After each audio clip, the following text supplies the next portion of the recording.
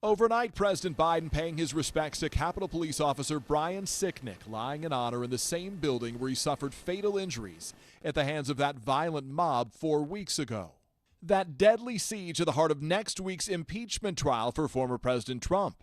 House Democrats previewing their prosecution will argue that Mr. Trump is singularly responsible for the riot, that he, quote, summoned a mob to Washington, exhorted them into a frenzy, and aimed them like a loaded cannon down Pennsylvania Avenue. The impeachment managers insisting Mr. Trump be barred from future office because they say he'll do anything to reassert his grip on power. Their 80-page brief pointing to the former president's speech to supporters shortly before the riot. And if you don't fight like hell, you're not going to have a country anymore. But Mr. Trump's lawyers say those comments were, quote, clearly about the need to fight for election security in general, and they plan to argue the former president did not incite violence.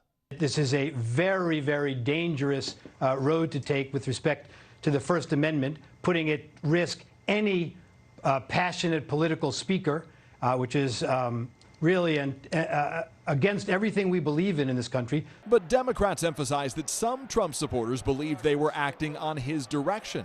We were invited by the President of the United States!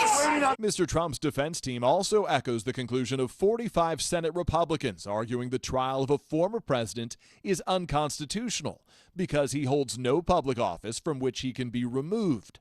The Democrats' rebuttal, there's no January exception to impeachment, saying a president must answer for his conduct from his first day in office through his last. Still, for Democrats, it's an uphill climb. Last week, just 5 Republican senators even agreed to proceed with a trial, and Democrats need 17 Republicans to join them to convict Mr. Trump.